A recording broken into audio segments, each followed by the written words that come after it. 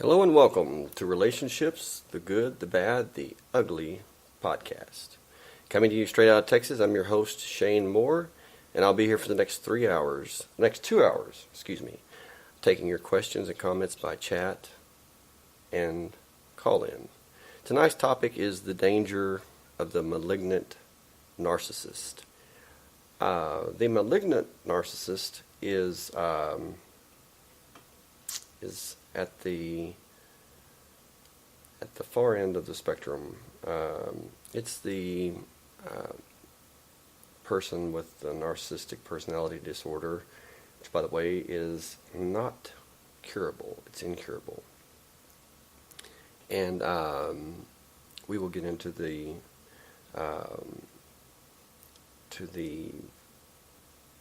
far reaches of this problem that is basically hopeless. These people are without conscience. They only think of themselves, and they have no compassion, no empathy, no mercy, no love.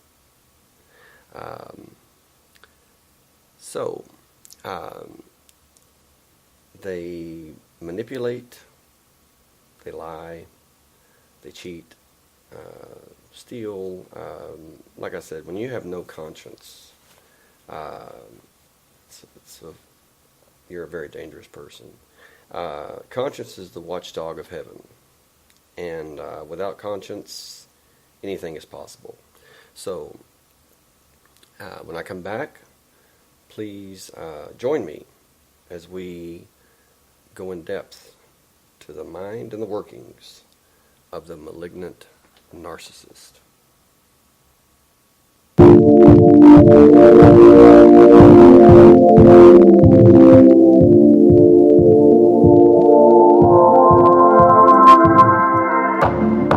You tossed me like a stone. You swept me off my feet. I can't feel my bones. I still count the days. You swept me off my feet. I keep going high, she keeps going low.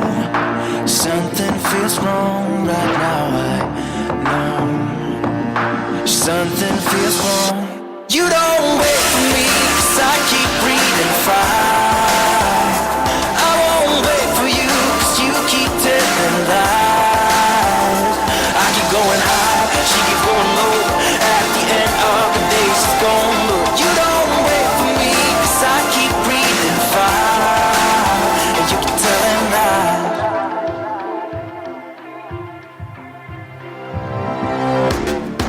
You played me like a game. You told me it was fine, but I could feel the pain. It's been so many days, I still feel the pain. I still feel the pain. I keep going high, she keeps going low. Something feels wrong right now, I know. Something feels wrong. You don't wait for me, 'cause I keep breathing fire. I won't wait for you, 'cause you keep telling lies. I keep going high, she keeps going low. At the end of the day, she's gone low. You don't wait for me, 'cause I keep breathing fire. And you keep telling lies.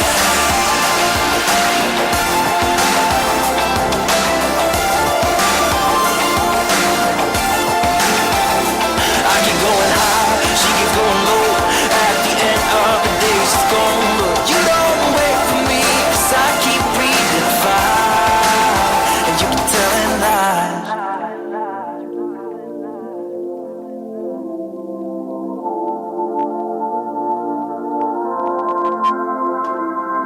I still count the days.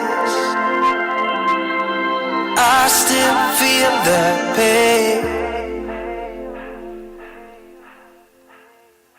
You don't wait for me, 'cause I keep breathing fire.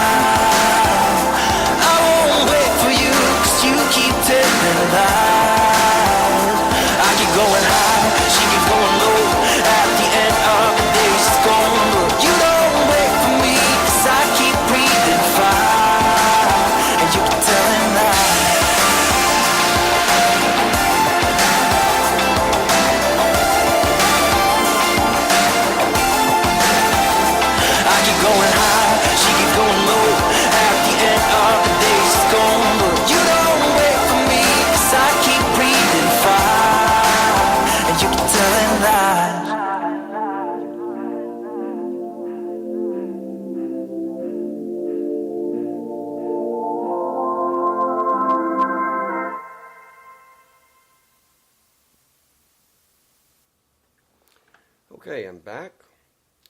We will be talking about, like I said, the malignant narcissist. And what the difference is the malignant narcissist can very well become violent, and it doesn't end well for those that are involved with the malignant narcissist. Hello, Mona, baby. Glad you joined us. Mona, my fiance, working behind the scenes, and appreciate her very much. Sending out the invitations. Hey, Randy, glad you're here. We'll go in depth about the mindset of the malignant narcissist, and they're called that because they are malignant. They're very much like a cancer that just destroys everyone they come in contact with. They use everyone they come in contact with. Hey, Nazreen, glad you joined us. Hey, Elaine, glad you joined us. And because they use and abuse without remorse, without regret. What is a malignant narcissist? They're described as people who are suffering from a syndrome characterized by a narcissistic personality disorder, NPD, antisocial features, paranoid traits, and egocentric aggression. Other symptoms may include an absence of conscience, a psychological need for power, and a sense of importance. There's a very good article that I read on healthyplace.com. Can a narcissist become violent? The answer is yes. There's a woman that writes, and she says, I'm afraid of my ex. He's a narcissist. He stalks me, harasses me, and threatens me verbally. Can he become violent? Am I at risk? I am mostly worried about my children. Will he do something bad to them to get back at me? And the answer that's given to her is, pathological narcissism is a spectrum of disorders. People suffering from the full-blown, all-pervasive, personality-distorting mental health disorder known as narcissistic personality disorder are indeed more prone to violence than others. Actually, the differential diagnosis, the difference between NPD and ASPD, antisocial personality disorder, and psychopaths, is very blurred. It's like I've said in previous podcasts, they are most often, they overlap. You don't just have a narcissist, you have a sociopath. You don't just have a sociopath, you have a psychopath. A little of all three. They overlap. And most psychopaths have narcissistic traits, and many sociopaths have narcissistic and psychopathic traits. So it's kind of a 3-in-1 deal. But many narcissists are also sadists.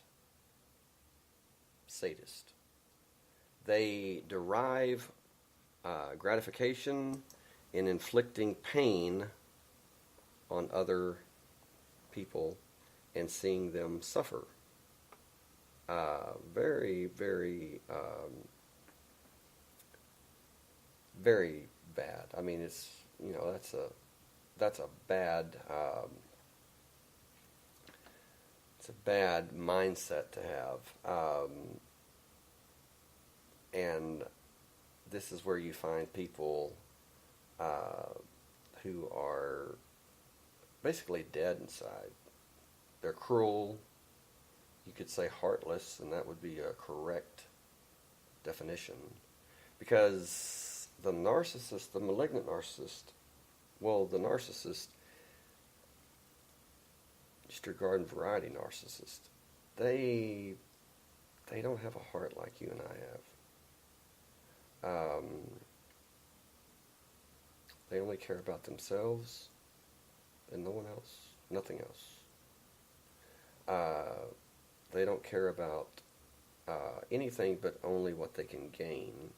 And if they become close to someone, it is only because they're going to use that person and they're going to abuse that person.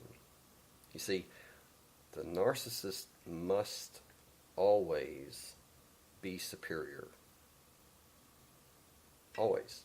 You will never find a narcissist that surrounds themselves with friends who are better looking, more intelligent, better off in life, more successful. It's just not going to happen. They surround themselves with people that they view as being inferior to them because they have such low self-esteem, and they are easily threatened, and they're in constant fear of being found out for what they really are. They are expert wearers of the mask, if you want to call it that. But the malignant narcissist, this is where you hear about and you read about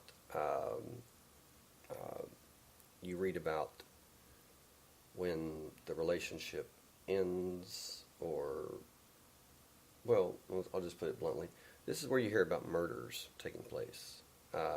It is very, very, with a malignant narcissist, there is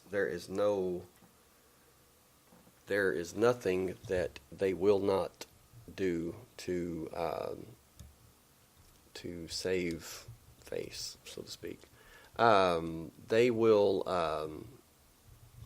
They are all about justifying their actions. Whatever they do, no matter how horrible it is, no matter how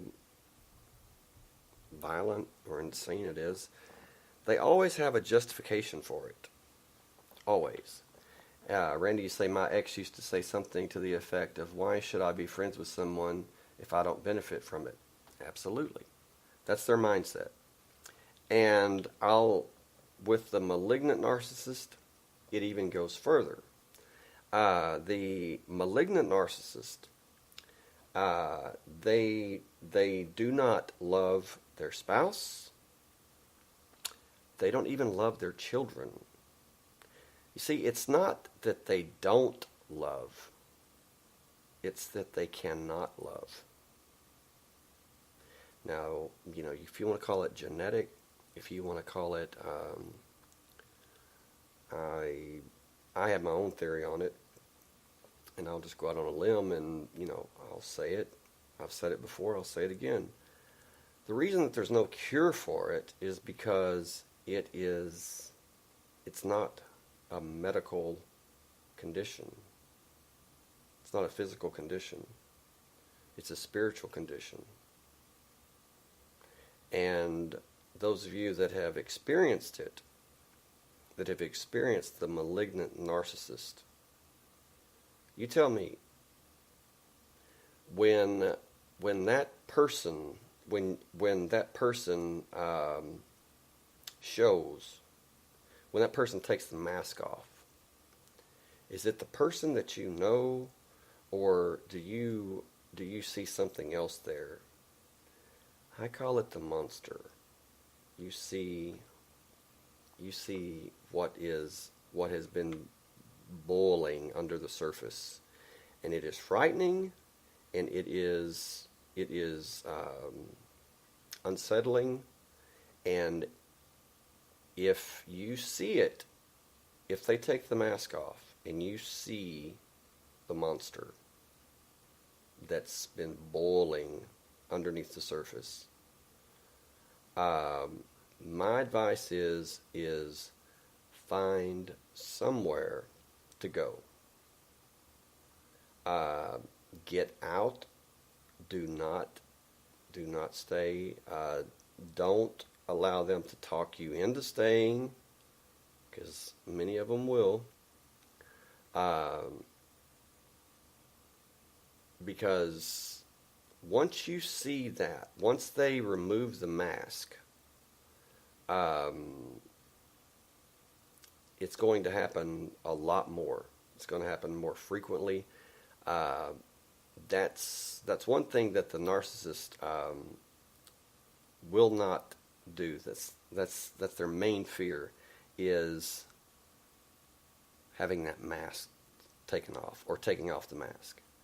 They usually do it with their spouse, or with someone that is very close to them. They will never do it publicly. They have they're functioning narcissists. They wear the mask, and they wear it well. They're professionals. You might as well give them an Academy Award. I mean, they're just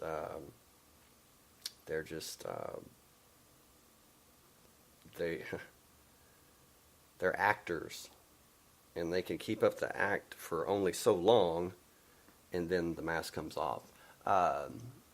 Randy, you say, I have a saying that I created: everything is my fault. There's something wrong with all of my friends and family members, and no one will ever be as great and wonderful as Christian. I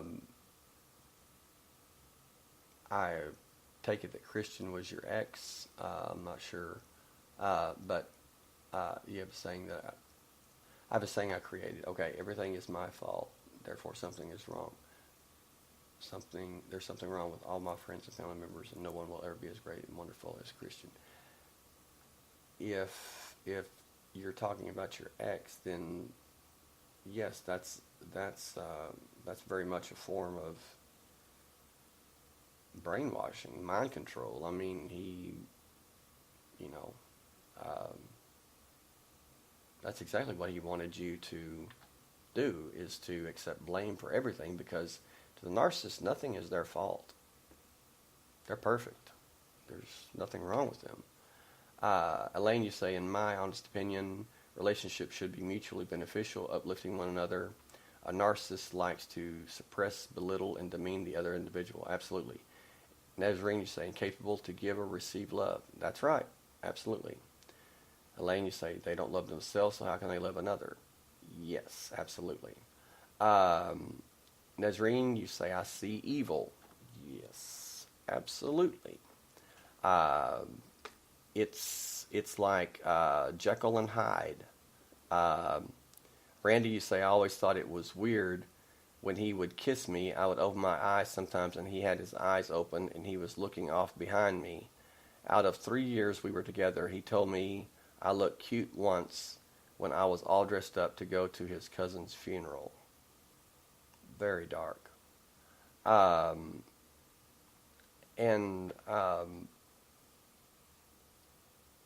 So in 3 years, out of the 3 years you were together, he told you once you look cute. I wonder what he was looking at off behind you. Who knows? And you say, run like hell if you see the monster. Well, Randy, you've been through it. So you know that when you see the monster, when you see the mask fully taken off, that it is not. It could very well be called, be referred to as inhuman. Now, I'm going to go out on another limb. I'm just like a monkey. I'm like a spider monkey. I'm just hanging from the limbs, and I like that. I like swinging from limbs. I like going out on limbs. I like swimming in the deep. So stay with me. What I'm going to say about narcissists, it's going to shock some people, but it's going to sound arrogant, but it's not arrogant. It's just the truth. Personally, I do not consider narcissists to be human beings. I don't know what they are. Human beings are not inherently cruel and do not inherently take joy in torturing and tormenting someone that loves them, someone that, cares for them. There's a human being does not inherently practice deceit and lies. They don't wear the mask. When you wear a mask, when you are deceitful continuously, we've all told a lie here or there. We've exaggerated, but these people, they do it continuously, and it's not just little. It's big. It's big lies. Big lies. And they are beyond mean. They're beyond cruel. Like I said, they have no conscience. And a person with no conscience is, the sky's the limit. Or, the lowest pit of hell is the limit, to what they're capable of.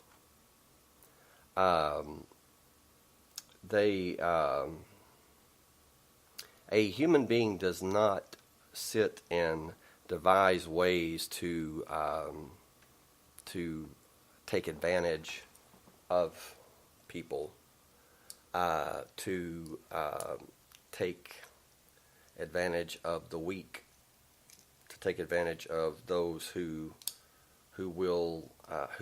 refuse to fight back, or those who are scared. They're all about using and abusing and then discarding. Randy, you say those are all the things my ex-Christian told me or made me believe. Absolutely. If you stay with a narcissist long enough, especially a malignant narcissist, like I said, and that's what I'm going to talk about for the rest of this show. Not the garden variety. I'm talking about the worst of the worst. The malignant narcissist, which is, again, an overlapping of the sociopath and the psychopath. To what degrees they overlap differs from each person, from each narcissist. But rest assured, you can be guaranteed of one thing. No matter how much they overlap or whatever, you are going to experience hell like you have never experienced it before if you are with, or you're involved with a narcissist. No matter the degree of overlapping, the 3-in-1, trust me, it's not pretty. And in fact, it is dangerous. Nazarene, you say, charming in public, but mean when they are with a partner. Absolutely. Uncaring. Calloused. No heart. Randy, you say, I've told you that one time he told me, don't F with me, I'm the devil. And I swear his eyes were black when they were normally blue. I believe you. And those of you that are listening, this is the first show that I started. My second show is the Texturcist, and I'm just gonna lay it out here. I have dealt with people who are suffering from the demonic entities for 26 years, and that sounds very, very demonic to me. When the eyes turn black, when they were normally blue, and what he did, of course I know Randy, I've talked to Randy about it, this man was very violent, and for seemingly no reason. Was he a narcissist? Yes. When I said that I believe that it is a spiritual problem, it's a spiritual condition, not a physical condition, and that's why it's not curable with medicine. That's what I'm talking about. It is very much a case of when you look at the narcissist, and you look at the way that demons operate. I came to a shocking conclusion just with looking at how both act, and their how heartless, cruel, tormenting that the narcissist and demons, whatever you want to call them, interdimensional entities. It may be a part of the person's own psyche that has gone rogue. I have no idea. But I do know one thing, that they are heartless, there's no mercy, and they are very, very negative, and very, very harmful. So, it is my belief that the narcissist, malignant narcissist, are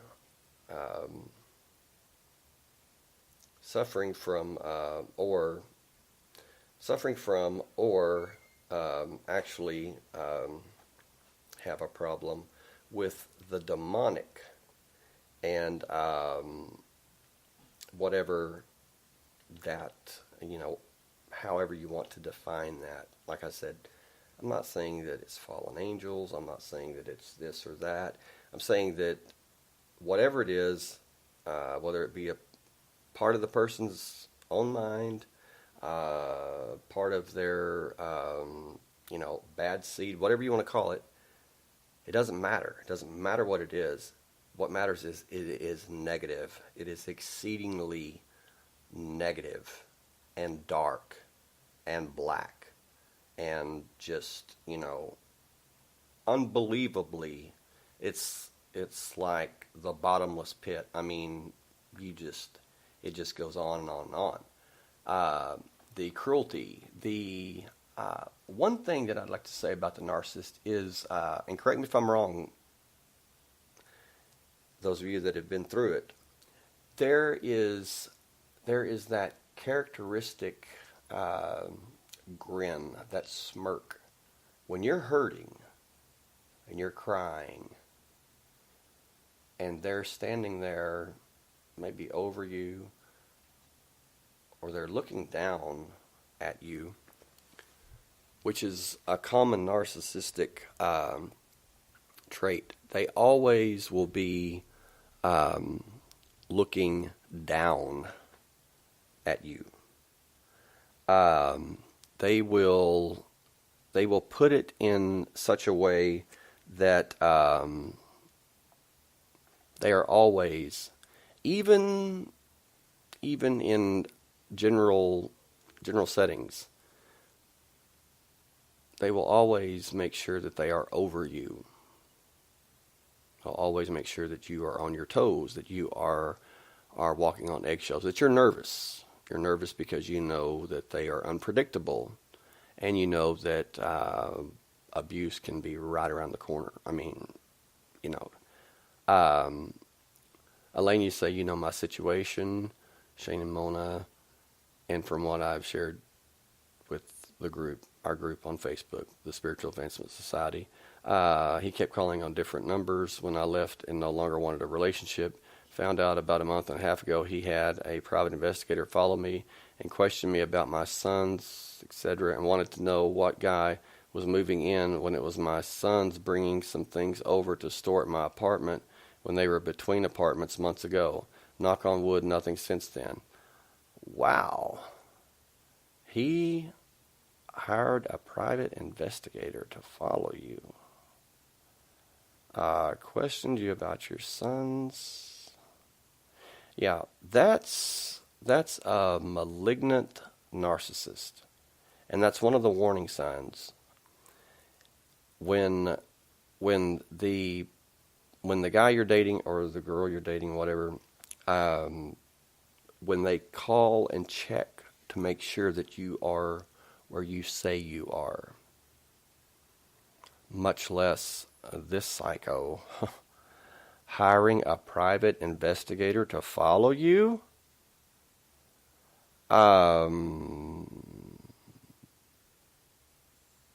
Okay.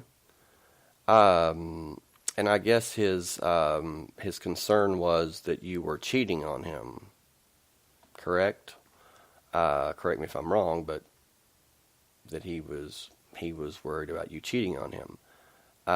Randy, you say, wow, Lane, it's so scary. I had 10 years of radio silence until Sunday when my ex sent me a message on Facebook. I didn't even open it, just saw his face, and I had a panic attack.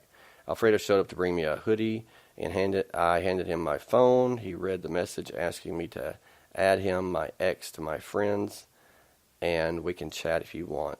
I was ready for battle after that. I would be too. Alfredo deleted the message and blocked him, handed my phone back to me and said, see, it's all gone. Everything is okay. I won't let him hurt you. Hey, Alfredo, you rock, man. If you ever need backup, Alfredo, give me a call. We'll go to war for Randy.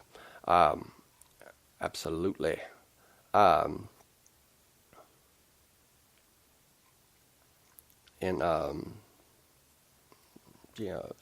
Randy, awesome. Lane says, Randy, awesome. You have a night to come to your rescue. Well, she's got 2 nights to come to her rescue. I mean, her main night.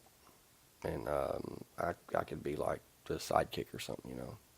Just as long as as long as I'm involved in some way. I'm kidding.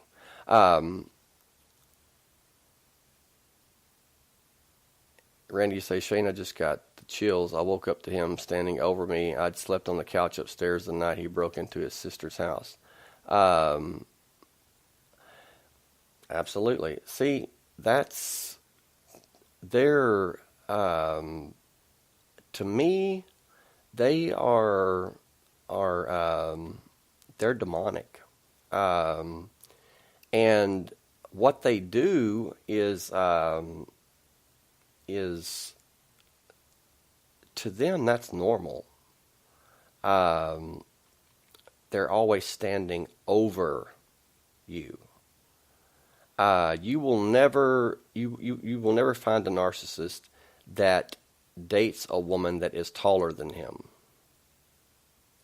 You know, for the most part, you'll never find a narcissist that does that. You'll never find a narcissist that will be with a woman who makes more than he makes or has a better job than he has. He has to be the numero uno, he has to be the top dog. I mean, if they do, I'm not saying they don't, but if they do, they're doing it because they're using you. And be prepared for them to ask you for money, loans, and they'll give you sob stories, and they'll make you believe that they are saints, and they'll pay it back, and they will blah blah blah blah blah blah blah. It's all lies. Um, yes, that standing over you, it's just innate. I mean, not to us. I mean, not to but to them. Yes, that's just a primal instinct. It's almost like they're predators. Well, they are predators. They target those with low self-esteem, those who have been abused, and those who are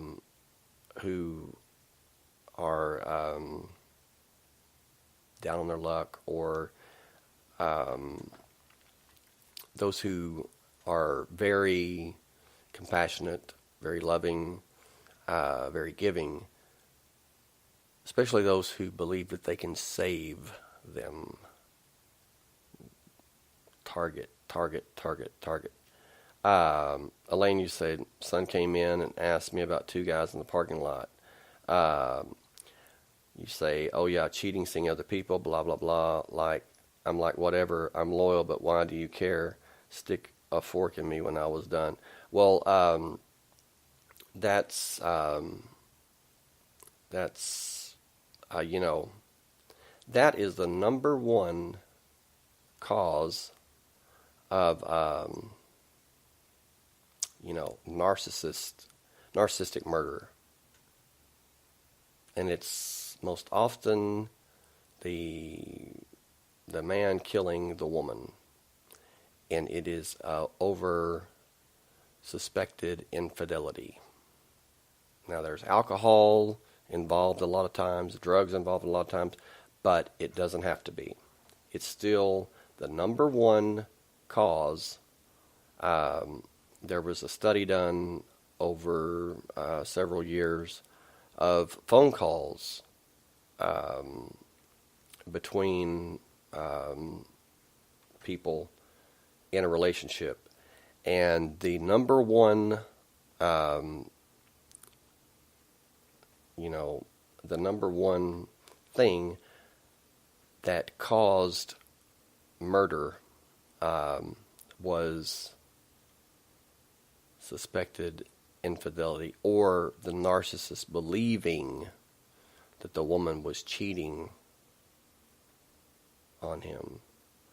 And with the malignant narcissist, or narcissist, whatever, that is the worst thing. It is bad. It is horribly bad. But with me, that's the worst thing that anybody could do to me. Now, would I kill somebody for doing that? Of course not. Of course not. But the narcissist will. A lot of times the narcissist will. Because it is such a cardinal sin against them. It is because they're perfect. It's just they view themselves as God, and you doing that, or even suspecting you of doing that, you've sinned against God. You've sinned against. They don't want to spend their life with you. They want to own you. You are not their partner. You are their property. You're their cattle. And many of them want to brand you, metaphorically and sometimes literally, as theirs, as their property. Nazarene, you say, even when they leave you or you leave them, they still like to come back from time to time. It's like a security check. Absolutely. Absolutely. And the best thing is to have no contact with them whatsoever. If you do, that's going to It's going to draw them in like a moth to a flame. Um, they they want a negative response from you, and they will say things. They will push. They won't push all your buttons. They're more refined than that.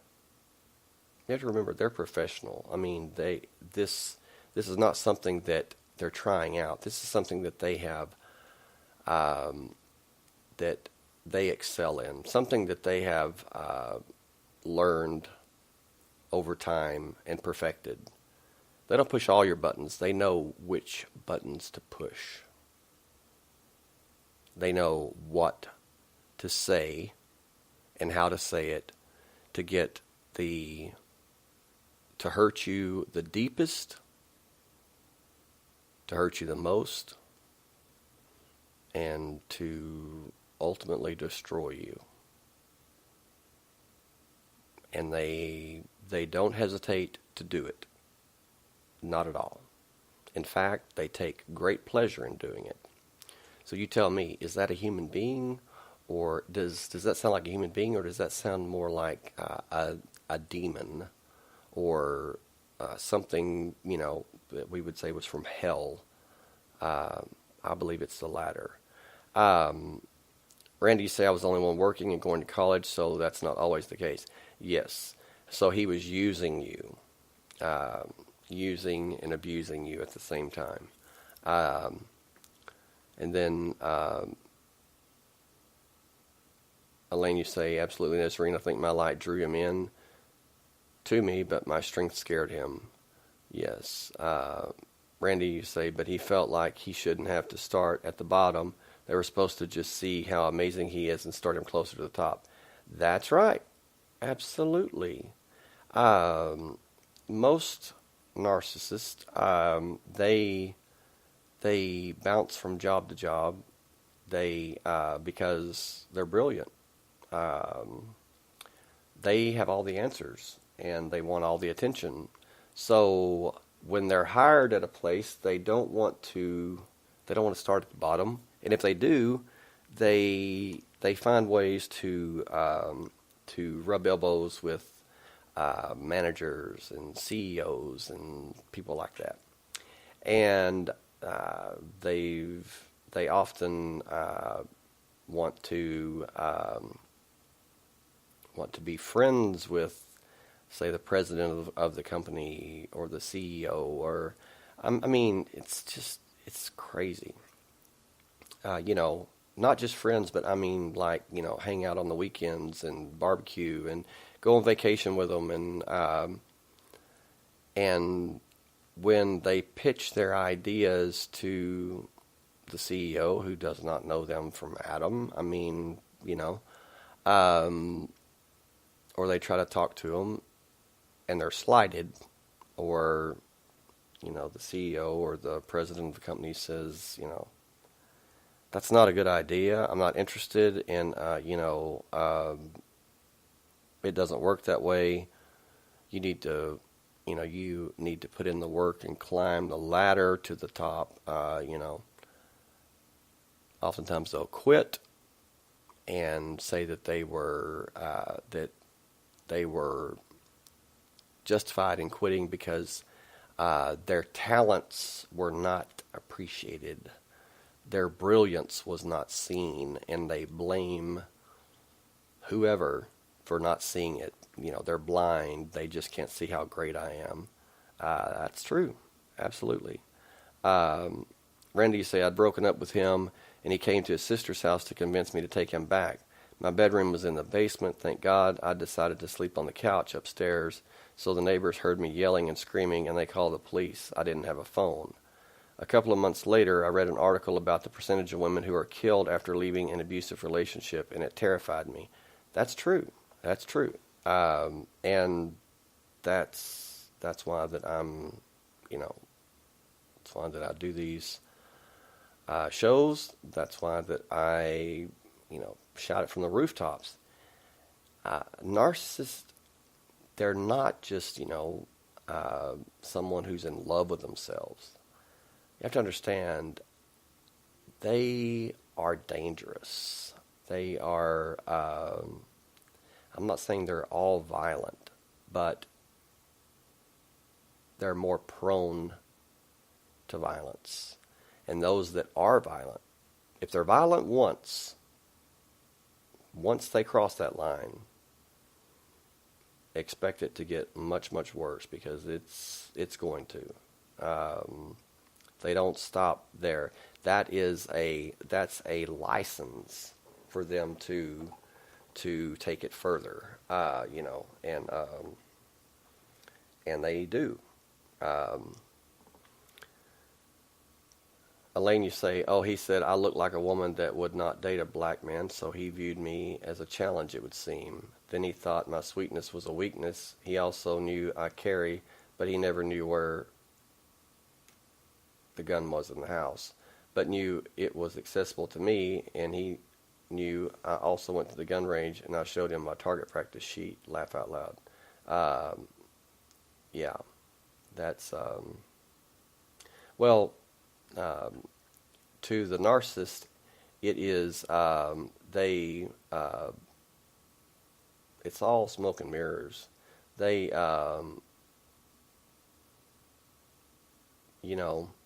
maybe he did view you as a challenge, or maybe he thought he wanted you to believe that he viewed you as a challenge. More like with the narcissist, they view someone as a target. They view someone as weak. As you said, he thought your sweetness was weakness, and by that he made his mistake. But narcissists, for the most part, they don't enjoy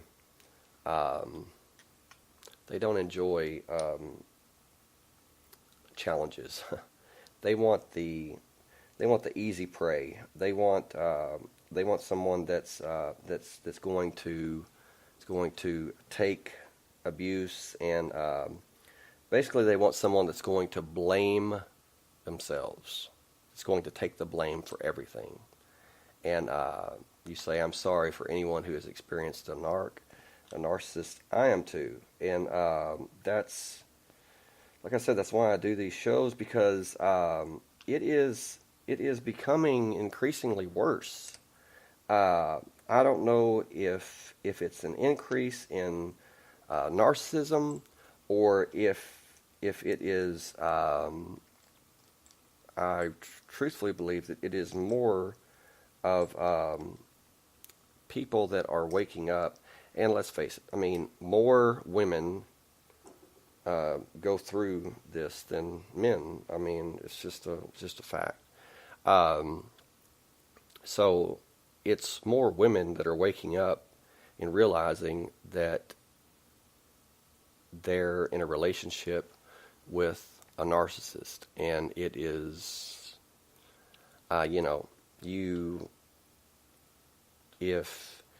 you find yourself blaming yourself constantly apologizing for anything, for everything, even when it's not your fault, even when you don't even know what the problem is, but you're apologizing, darling, you've been brainwashed. It's just like Randy said,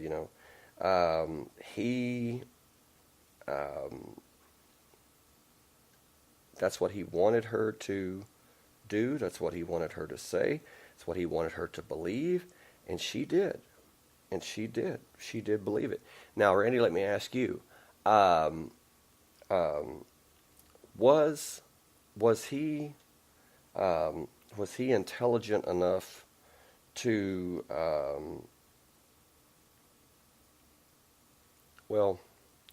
was he intelligent? I mean, was he a smart person? And I'll wait for you to answer that. I'll go ahead and catch up on the chat here. Nezrine, you say they are goal-oriented and focus well on getting what they want. Exactly. Keywords, what they want. What they want. And they will set goals, and they'll focus on what they want when they're watching you starve for what you need. There's a difference between need and want. When you need something, it's imperative. I mean, it is, of ultimate importance. But the narcissist does not care. What they want supersedes what you need, or even what their children need. And that disturbs me when someone can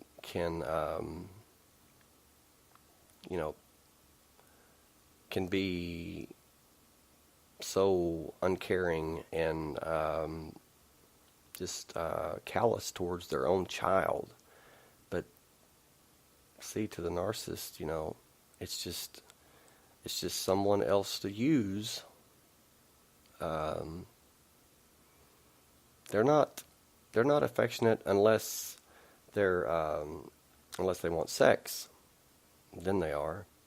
But it's often just a one-sided deal with the sex. They get what they want and they're done. If it even happens at all. But Randy said, I just remembered another red flag that I obviously didn't catch at the time. He made a comment similar to what you just said, that the first time you do something, it's the hardest, but it gets easier each time you do it. Maybe it's not a red flag, but if they do it once, they'll do it again, like you said. Absolutely. And it does get easier. It does get easier. And many people have, many psychiatrists have said that what people call a bloodlust or whatever, they get the taste of blood, or they get it's not about that. It's about the power. They view that as power. They're powerful, and that's what they want. That's what they're starving for, is to be all powerful. And so it doesn't matter on the victim. It doesn't matter if the victim, a lot of domestic abuse is from the malignant narcissist. It doesn't matter if it's if it's his wife. It doesn't matter if it's his children. It doesn't matter if it's his pet. If he can beat something down, if he can rule over something, if he can stand and make his wife or his children or pets cower in fear, then it empowers him in a sick way. And truthfully, I'm just going to say this, I just someone like that, I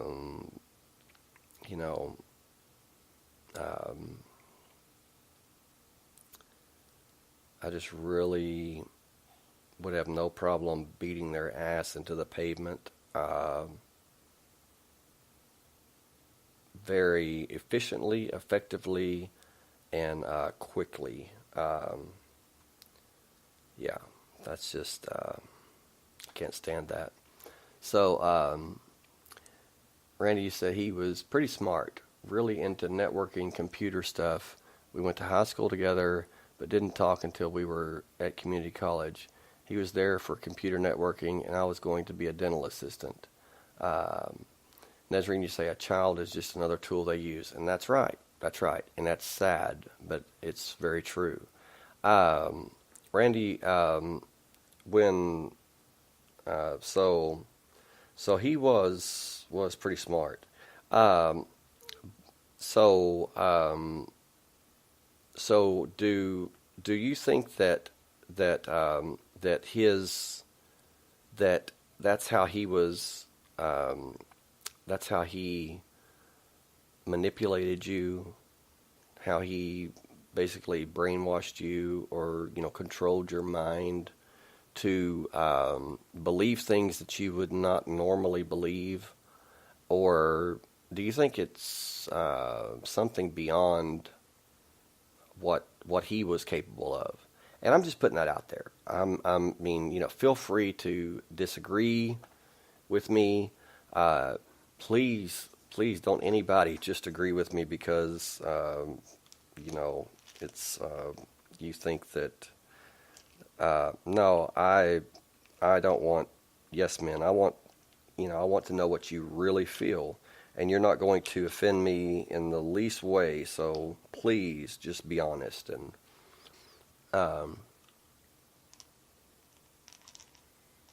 Nazreen, you say he pushed his own daughter to the floor because she wanted to sit on his lap, but he was busy doing something on the computer.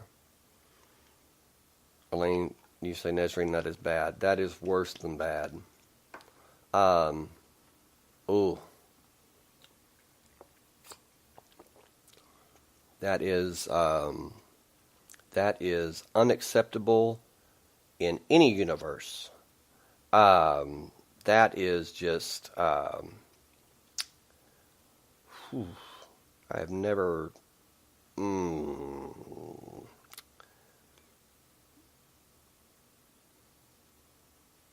yeah. Anyway, I'm glad that our thoughts are not projected publicly. You really would not want to see my thoughts on what Nazreen just said. Clean up on aisle 13, Anyway, that is inexcusable, and he should be ashamed of himself. But I know he's not, and he never will be. It's her fault. She got in his way, And Nazreen, if he can do that to his own daughter,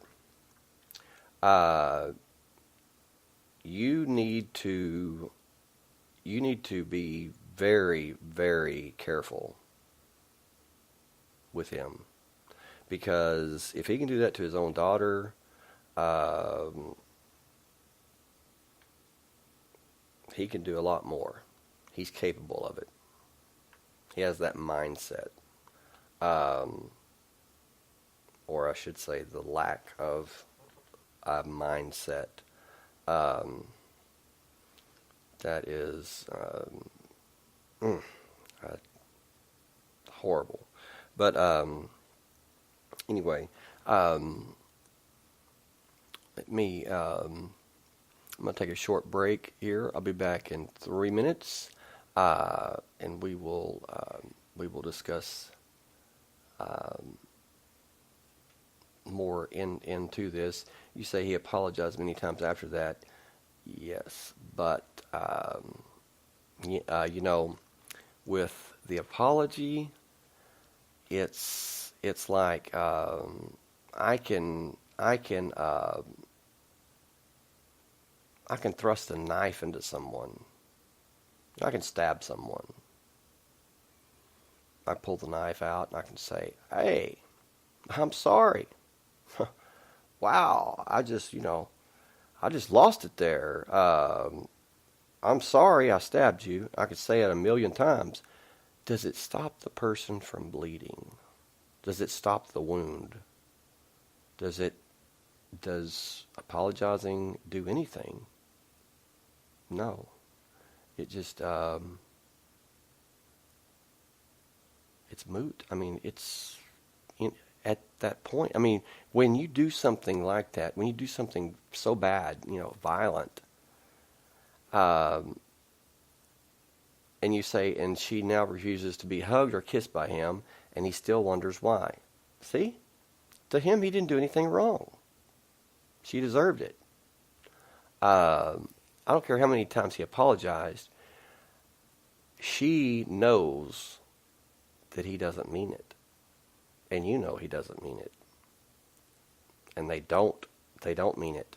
If they apologize, they're only apologizing because they're looking to gain or to keep something, or they're afraid of losing something or getting in trouble.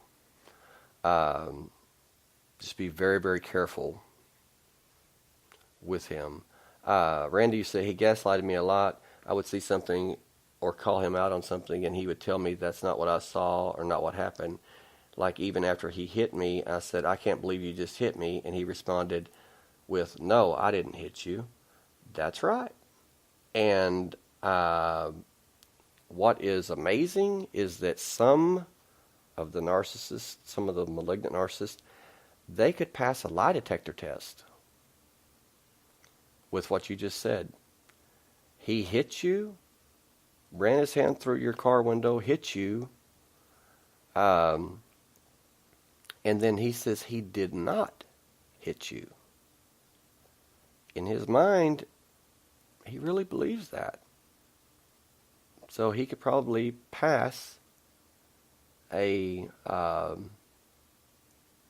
lie detector test. It's been done before.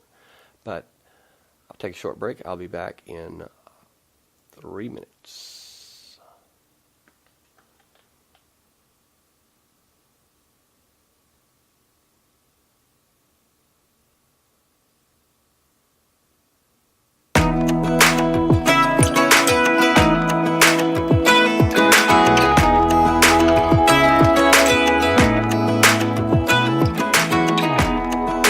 Teardrops start to dry. Even when the sun begins to shine again. Taking all the advice there is, and none of it has helped. Experience has made me realize that I won't build my life on empty words. Being so damn naive, it only hurts. I'm so tired of songs like never turns out the way they do. I've been trying for so long, looking for someone who wants me to. I've heard every cliche there is, and none of them make sense. I'm so tired of love songs. I'm sick and tired of love songs. I'm so tired of you.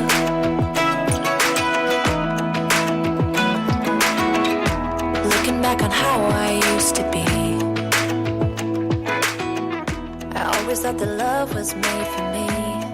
Oh well, I was just as blue-eyed as the sky could ever be. Loving you has made me realize I'm so tired of love songs like never turns out the way they do. I've been trying for so long, looking for someone who wants me to. I've heard every cliche there is, and none of them make sense. I'm so tired of love songs. I'm sick and tired of love songs. I'm so tired of you. I'm so tired of you. I'm so tired of you. I'm so tired of love songs. Sick and tired of love songs. Even when my teardrops start to dry, even when the sun begins to shine again. I've taken all the advice there is, and none of it has helped. I'm so tired of love songs, sick and tired of love songs. I'm so tired of you. Ooh, sick and tired of you. I'm so tired of love songs that never turns out the way they do. I've been trying for so long, looking for someone to help me through. I've heard every cliche there is, and none of them make sense. I'm so tired of love songs, sick and tired of love songs.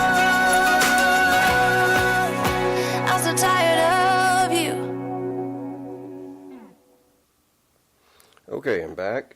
The yes, I mean that's just that's typical. That's textbook narcissist. He still wonders why. Um, I don't blame her either. I mean, I mean that's her father. I mean, and thank God she has a loving mother um, with a beautiful heart, um, and mm, that is, and you know, Nazarene, I feel for you. I mean, it's just, yeah, that's like I said, that's not a relationship. That's a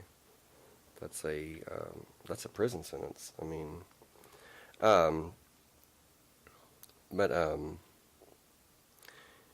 says that many narcissists are also sadists. So there's the cruelty, the enjoyment of inflicting pain on another person. Both, it can be emotionally, it can be physically. Um, both types are devoid of empathy.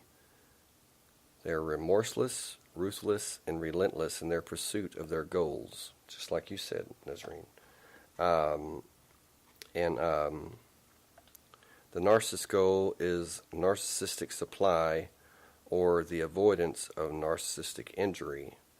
That's being found out that they're weak instead of strong, as they like to project themselves as being strong. Narcissists often use verbal and psychological abuse and violence against those closest to them. Some of them move from abstract aggression, the emotion leading to violence and permeating it, to the physically concrete sphere of violence. And that's where the danger comes in. I mean, it's dangerous enough. It's bad enough when you're going through the psychological, emotional abuse, but when they add the physical to it, like I said, when they cross that line, it just gets worse. It becomes easier to do, and they get a sense of power, empowerment from doing it, and that makes them, want to do it more. And we can't begin to comprehend that mindset, but that's how it is. I mean, we see that we've hurt someone innocent, we stop, because we care about their feelings.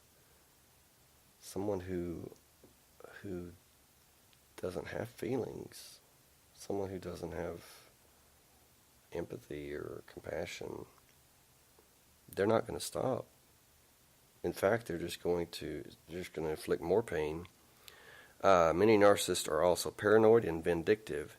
They aim to punish by tormenting and destroy the source of their frustration and pain. There are only two ways of coping with vindictive narcissists. This is this article. Number one, to frighten them. Narcissists live in a state of constant rage, repressed aggression, envy, and hatred. I agree with that. They firmly believe that everyone is like them. As a result, they are paranoid, suspicious, scared, and erratic. Frightening the narcissist is a powerful behavior modification tool. If sufficiently deterred, the narcissist promptly disengages, gives up everything he was fighting for, and sometimes makes amends. I don't agree with that. They can be scared. When they're scared, they will often move on to the next victim, and they usually have several victims in waiting that they can take their choice from. Elaine, you say, I'm thankful for the experience because it only gives me a better appreciation for my strength as a woman and for the one who will treat me like a queen. Absolutely. It's a good way of looking at it.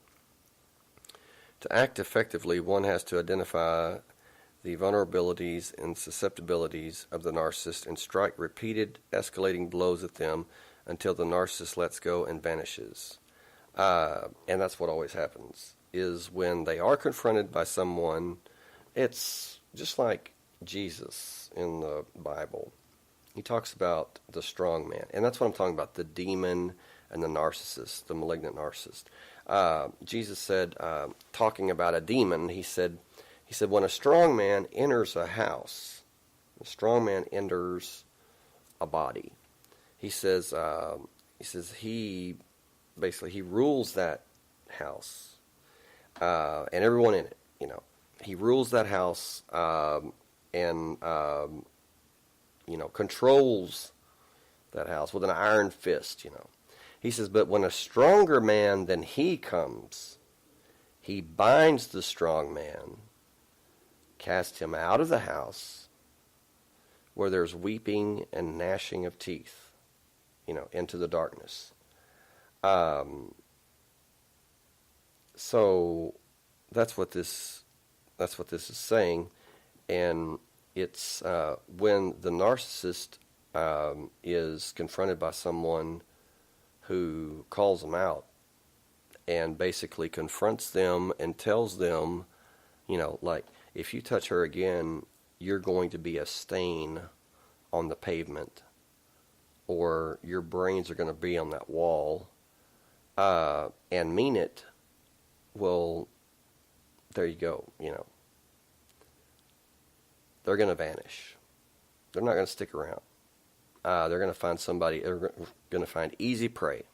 Easy prey. They don't want any, they act like that, yeah, I can handle confrontation and everything, but when it comes down to it, they don't want it. They're afraid of it. So they run. They find an easier victim. Example, if a narcissist is hiding a personal fact, one should use this to threaten him. One should drop cryptic hints that there are mysterious witnesses to the events in recently revealed evidence. Now, I'm not so sure about all this, but I'm going to read it anyway. The narcissist has a very vivid imagination. Let his paranoia do the rest. The narcissist may have been involved in tax evasion, in malpractice, in child abuse, and infidelity. There are so many possibilities which offer a rich vein of attack. If done cleverly, gradually, in an escalating manner, the narcissist crumbles, disengages, and disappears, and lowers his profile thoroughly in the hope of avoiding hurt and pain. Most narcissists have been known to disown and abandon a whole PNS, pathological narcissistic space, in response to a well-focused campaign by their victims. Thus, a narcissist may leave town, change a job, desert a field of professional interest, avoid friends and acquaintances, only to secure relief from the unrelenting pressure exerted on him by his victims. I repeat, most of the drama takes place in the paranoid mind of the narcissist. His imagination runs amok. He finds himself snarled by the horrifying scenarios pursued by the vilest certainties. The narcissist is his own worst persecutor and prosecutor. You don't have to do much except utter a vague reference, make an ominous allusion to a possible turn of events. The narcissist will do the rest for you. He is like a little child in the dark, generating the very monsters that paralyze him with fear. Elaine,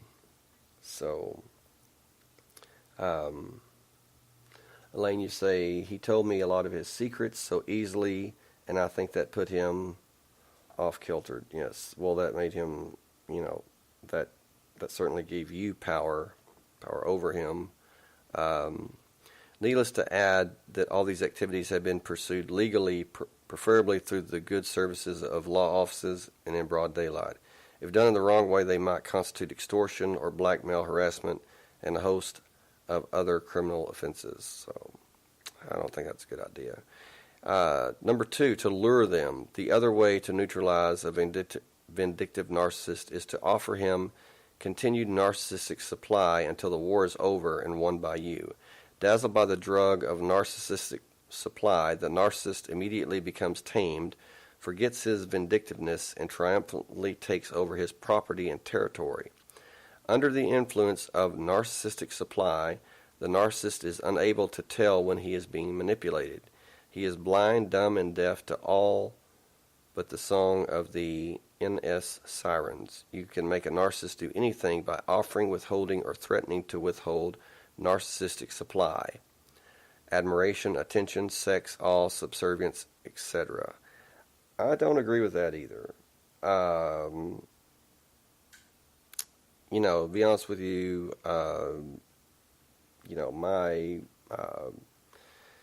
this is all, this is the wrong mindset in itself to deal with a narcissist. I mean, my personal view is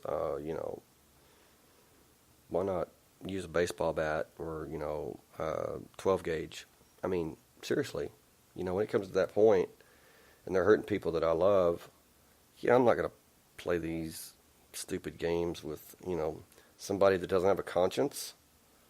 They care about themselves and themselves only. So what am I going to do? I'm going to hit them where it hurts most. And that's themselves. And whether it be Louisville Slugger or Remington 12 gauge. Not that I would that I would do it unless I had to, but if I had to, I'd have no problem doing it. Yeah.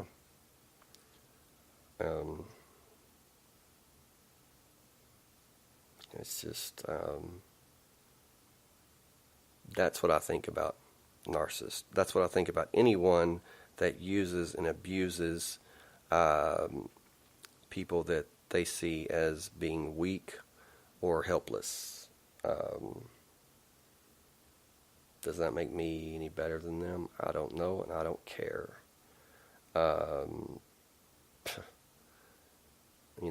At that point, someone like that, I'll do my thing, and people can judge me all they want to, but someone that I love, someone I care about, someone's abusing them like that, no, I'm not putting up with it. Not at all, and I don't care who has a problem with it. I'm just not doing it, and so that's that. Nezrini say they fear being exposed, and that's why they hit first and make you look like the crazy one to common friends and relatives. Absolutely.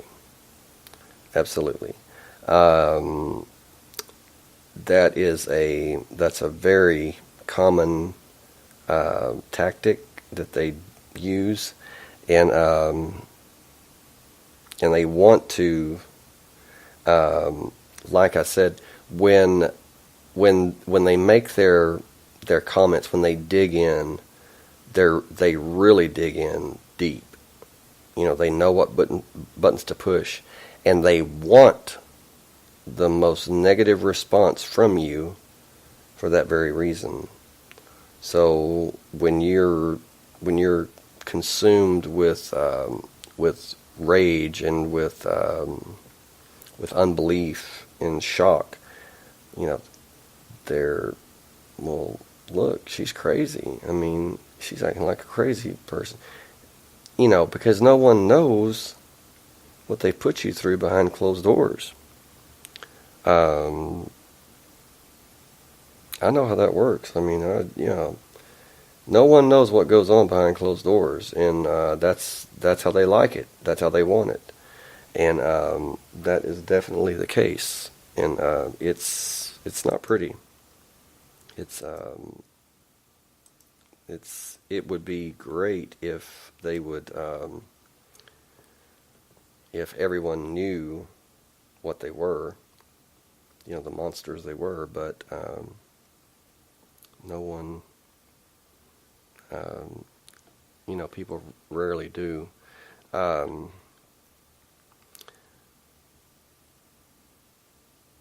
So it's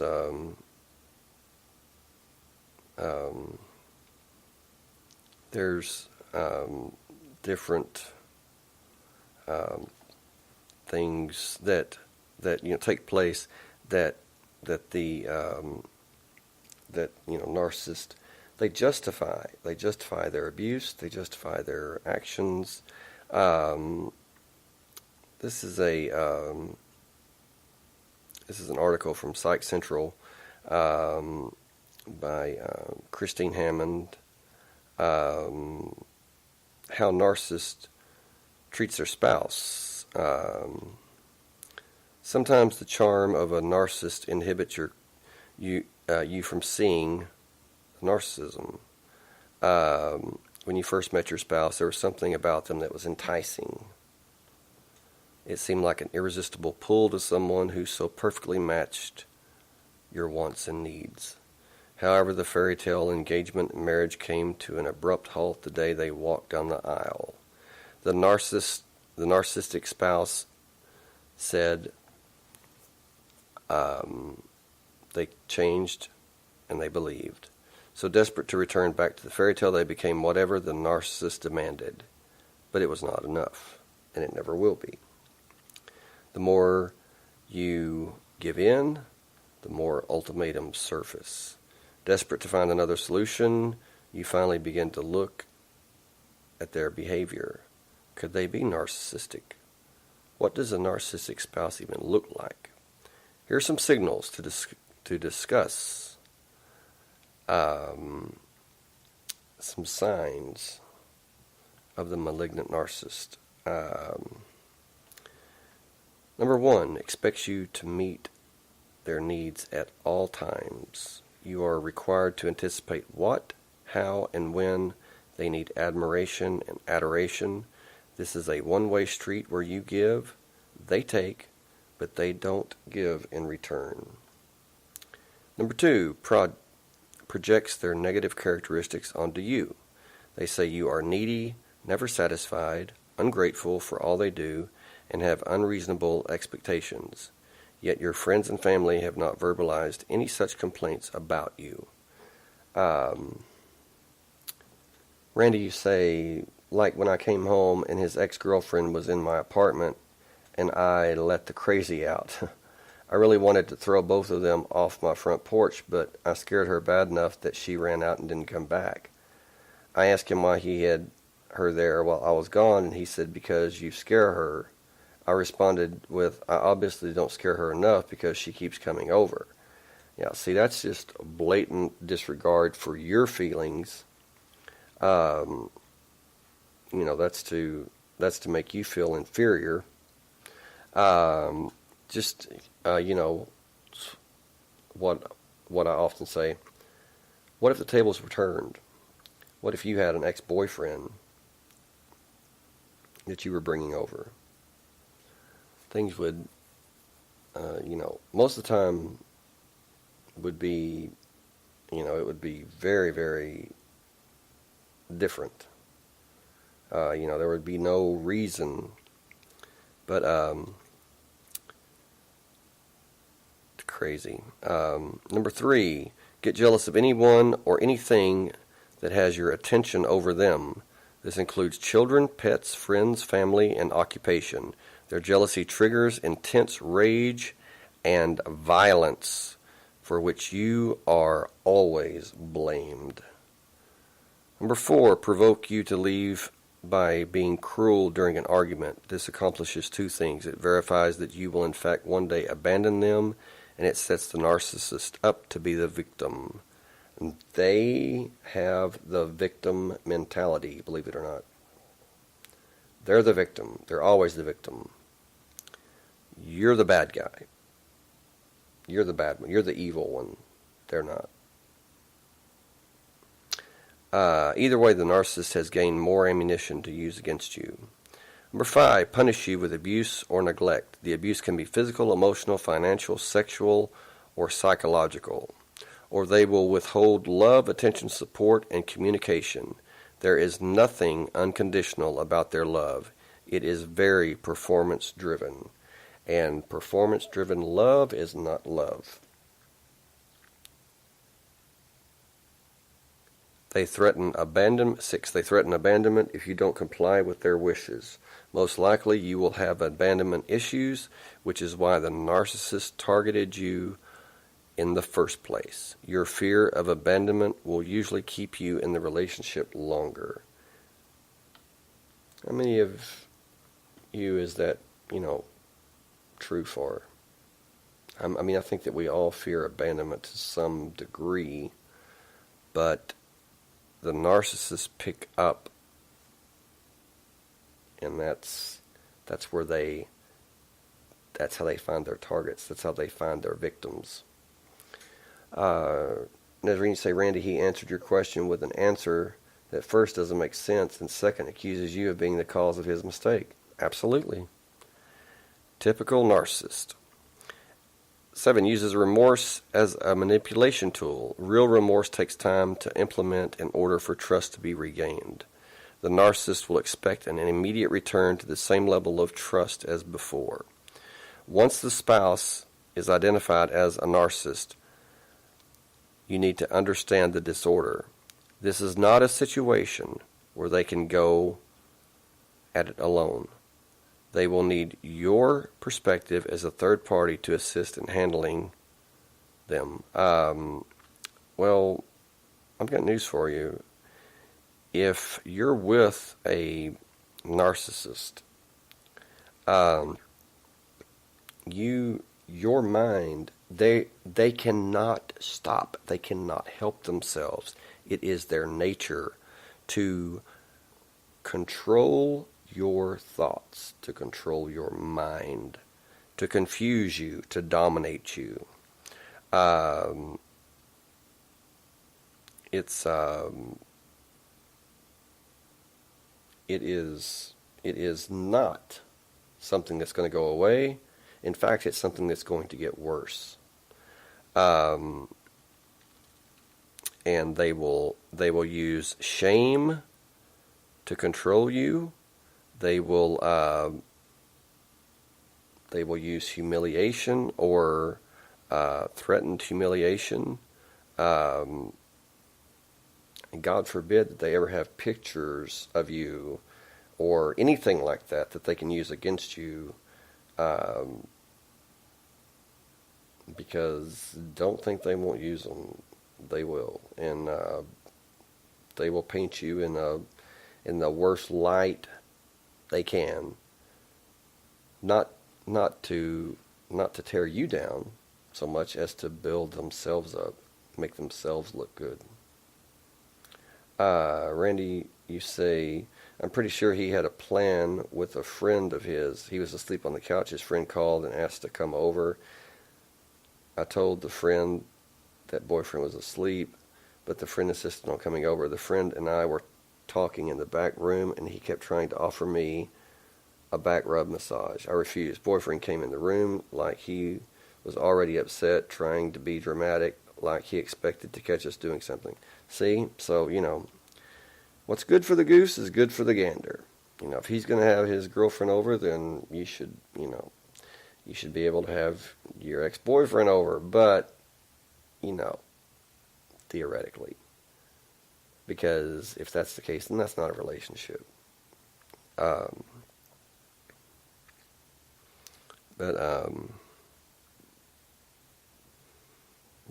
not a relationship at all. But there's,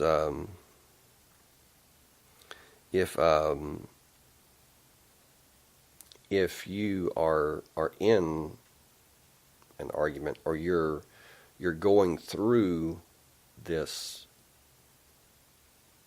like a breakup, a divorce, the end of a relationship with a narcissist, malignant narcissist, you need to understand they don't care about long-term consequences. It's only winning that matters to them.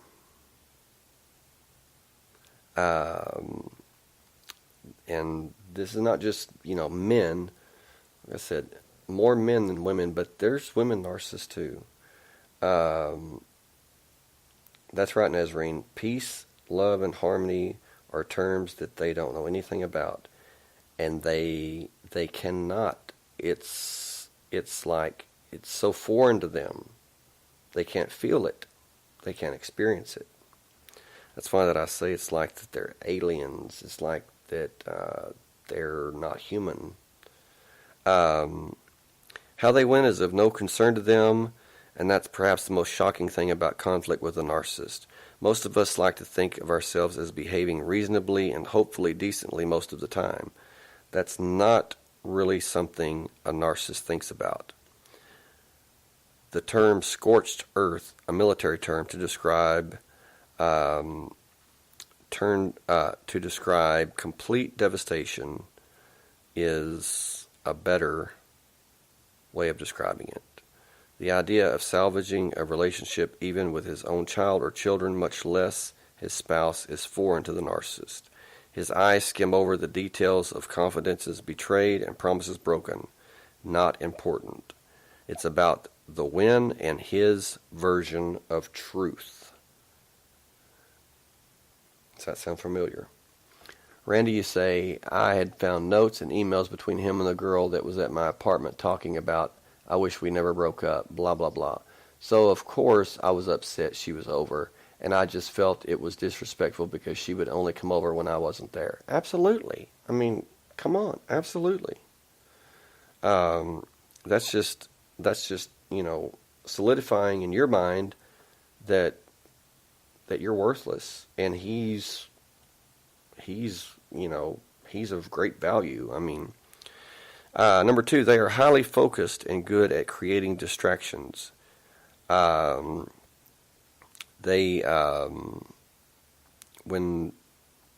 you're in conflict with a narcissist, they will definitely create distractions. Some of them very severe. I mean, very sometimes horrific distractions. Whatever it takes, anything and everything, they'll do it to evade being found guilty, being blamed, and if they're blamed, they shift the blame. It's amazing. They evade responsibility for everything and anything.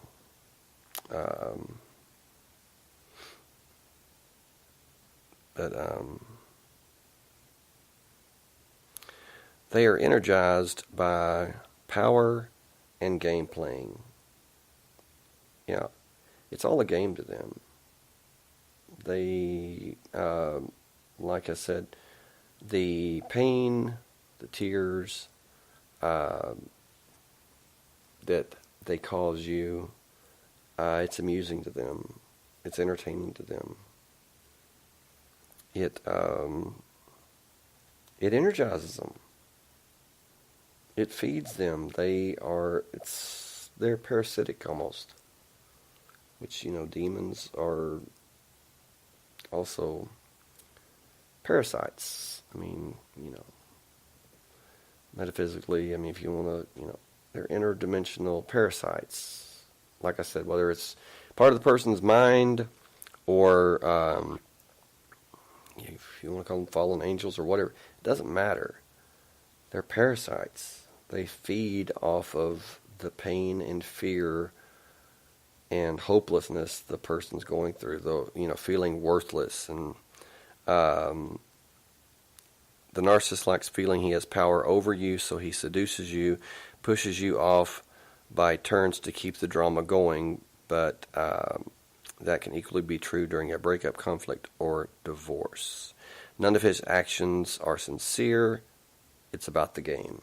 So, when you're going through a divorce, a breakup, any conflict with a narcissist, be ready for them to pour it on with, I'm so sorry, I haven't been myself. Really? Okay. I know that I was wrong, and,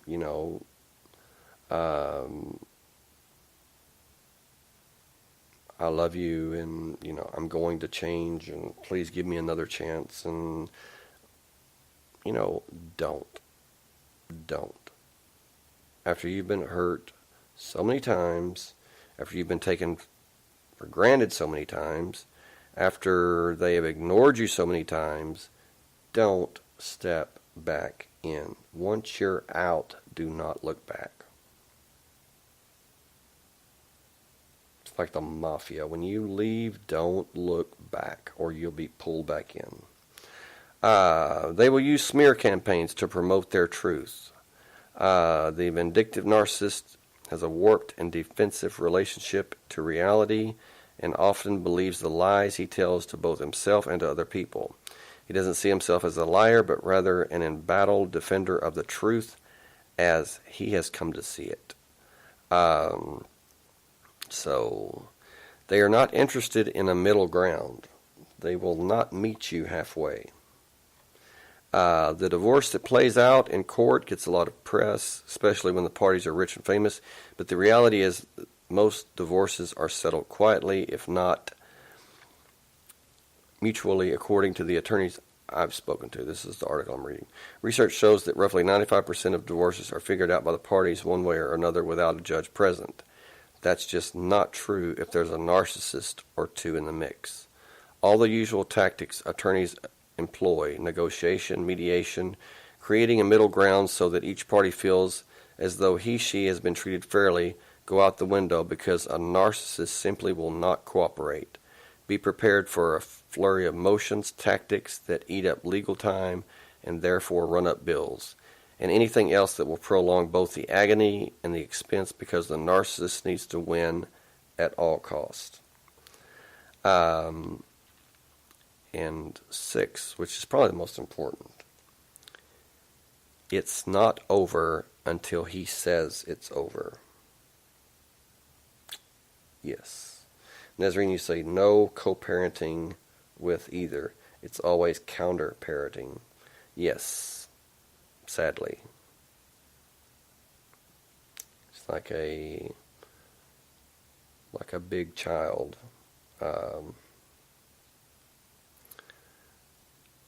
It's not over until he says it's over.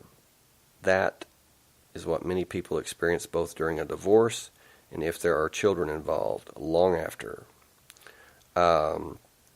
With luck, though, he'll focus his sights elsewhere and life will finally move on. Being in conflict with a narcissist is awful, but being prepared for what could be coming helps. And that comes from the book Rethinking Narcissism, The Secret to Recognizing and Coping with Narcissists by Craig Malkin, Malkin, book written in 2016. But that's exactly that, that last one. It's not over till he says it's over. Sometimes it's never over. Sometimes, they carry it to their grave, which is fine, Look at it this way. If they want to carry that burden, let them carry it. Does that mean you have to? Of course not. Let them carry it. There's nothing that says that you have to help them do anything. Matter of fact, when someone treats you that way, when someone abuses you, someone takes you for granted, hey, they've left you on your own. They've forsaken you. Why should you be there for them? I mean, think about it. They don't care about you. They do not care. They could care less. And please, please, please remember that that's a very important factor. They don't care about you at all, and that you just need to really just gather yourself and just know that you have worth, know that you matter, and that that things with the narcissist are not going to get better, because there is no cure. There's no cure, and they don't. It's not that they don't want to get better. They're incapable of even having that desire, of having that thought. Randy, you say, my friend helped me move out while he was at work. She had me hidden at her house. Unfortunately, he called me in the early morning, woke me up, and before I was awake enough to process what had happened, I'd already told him where I was. You say, I decided it was over, but it took me going into hiding and changing my number. He told me when I was trying to get my stuff out of his grandparents' house that he would leave his current girlfriend. They've had 2 kids together that had been taken by the state and are with a family member, if I would take him back. He was supposedly going to propose, and he was pulling out all the stops trying to at least keep me in his, like his friends, circle of friends. And then 10 years later, he messaged me again saying, again trying to be friends. Okay, thank you, Nazreen. Hold on. Okay, how's that? Is that better? 10 years later, he messages you again trying to be friends. So that tells you that he ran out of victims, ran out of people to use and abuse. Thank you, Nazreen. Sorry about that. Thank you for letting me know.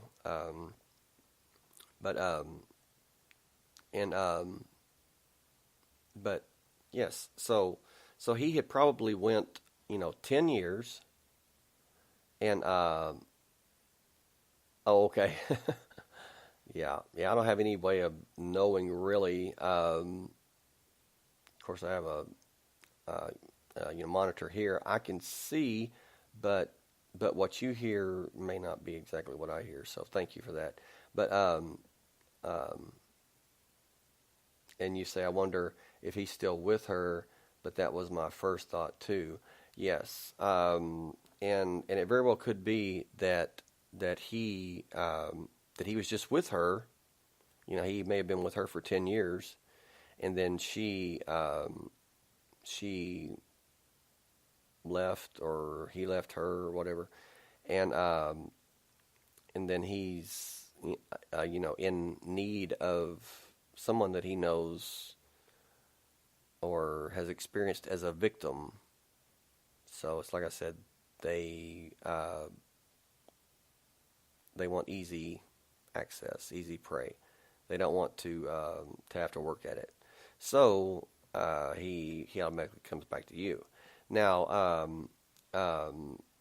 one question, I'm just curious. Does his girlfriend that he's been with, does she share certain physical characteristics with you? Do you look alike? Do you have similar traits or whatever? And while you're answering that, I'm going to take a quick break, and I will be right back.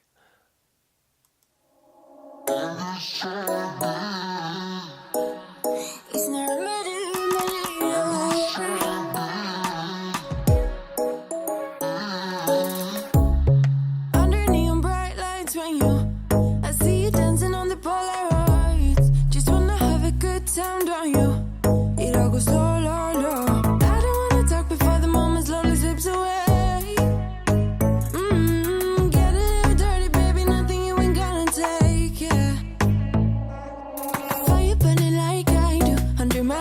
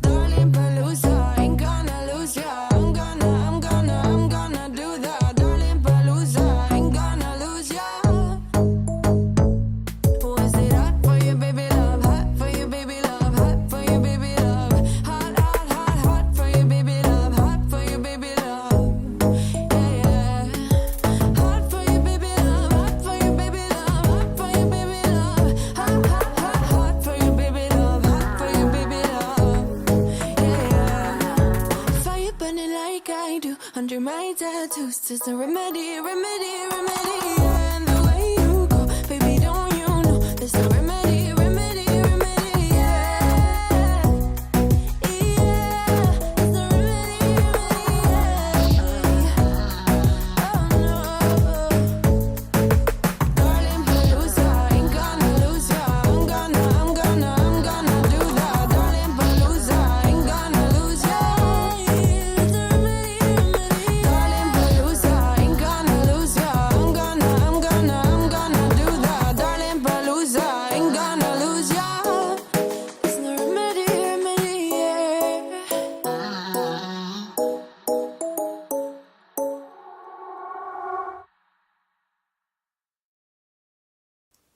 Okay, I'm back.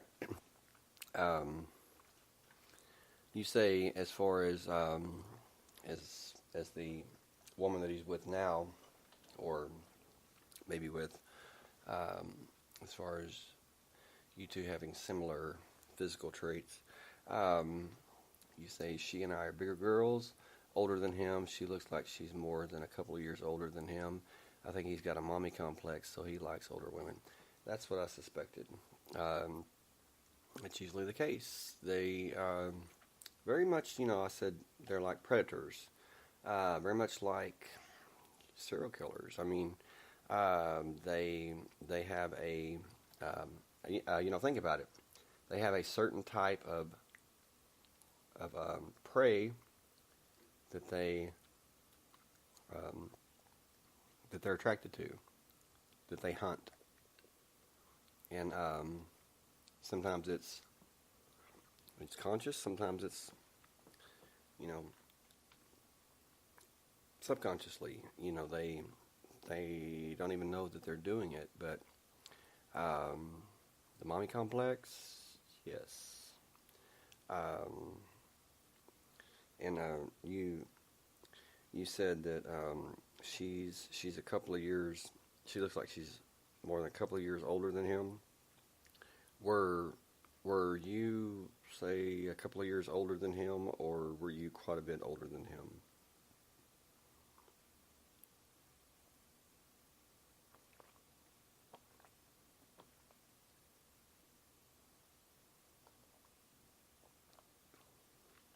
Because that's his, yes, definitely mommy complex.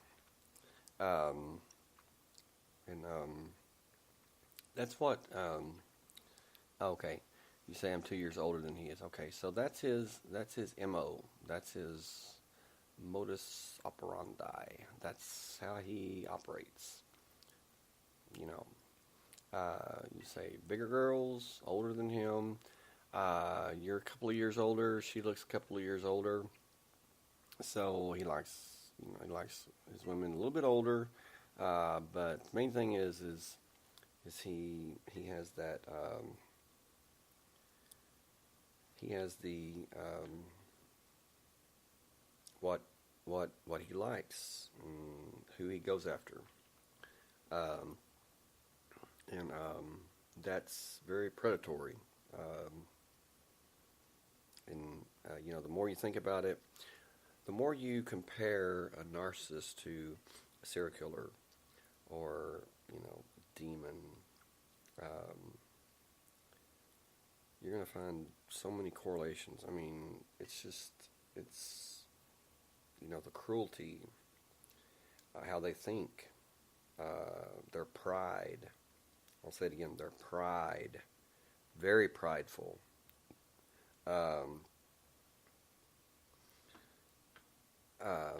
Okay, Randy, say, oh my God, I just Facebook stalked her. I'm going to send you something and you can read it if you want. Read it on here. Okay. Nazreen, say, I'm older than him too, and he always says, I don't look my age. Well, Nazreen, you don't look your age. Mona and I were talking about that last night, or tonight, that you don't look your age, and Mona doesn't either. And I find it very strange that you both share the same birthday, so go figure.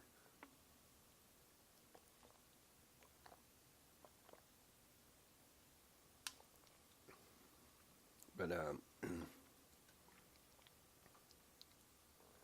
oh, good grief!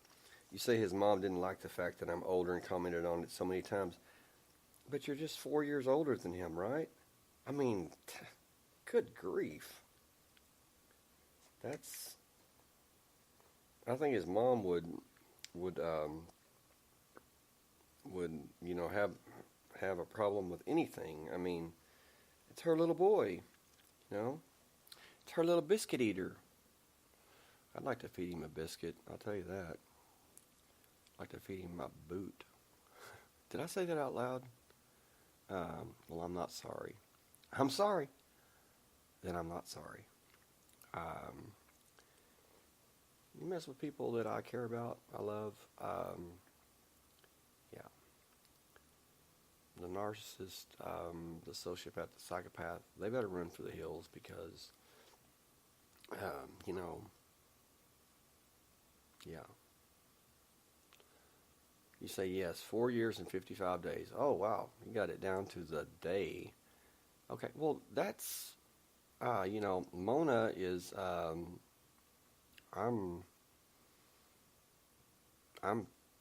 5 years older than Mona, and I mean, everybody comments on how much younger I look than her. I'm kidding. Just make sure you're awake. Make sure everybody's awake. Okay, Mona's gonna kill me when she wakes up. But anyway, it's been nice knowing you all. No, we joke around like that because she does not look her age, not at all. So, but anyway, yeah, I've got the white beard and everything, and Mona's got, she looks. She looks very young. I mean, okay, Randy, this that you sent me is this guy, this thing, is that him with the chain around his neck, the gold chain with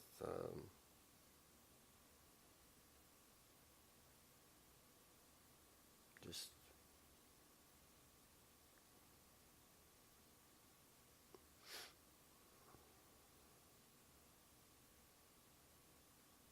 okay, all right. I'm not gonna name any names, but anything. But okay. I'm just gonna read this. This is the woman that this guy's with now. She says, "I just want to put out there that I have been with this man 10 years, have had 2 children with this man. I have loved and cared for this man. There's a lot of ups and downs and many in-betweens that I won't explain, but it was just in a car accident, and he has not been up to see me, and it has now been 2 weeks. Wow. This is the time I need him the most, starting a new strategy to keep moving forward. Now he's already out getting high and seeing other women. I thought things were going good and that finally answers to my prayers were coming true. He is a liar, a manipulator, and a user. Let me tell you, his actions is evident enough of disrespectful and purposeful, unspeakable, harmful results. He commented that he wished I would have died. Who the hell does that? Now I must be willing to let him go. Best wishes. Can't be around someone that holds me down and is not willing to change." Absolutely. Now that is the definition of a narcissist. And they mean what they say. He had it his way. He seriously, hopes, would have preferred her to be dead. She had been in a car accident, the mother of his 2 children. She had been laid up for 2 weeks. He never even visited her. This is, like I said, this is the father. This is the mother of his children. So, death to her? No.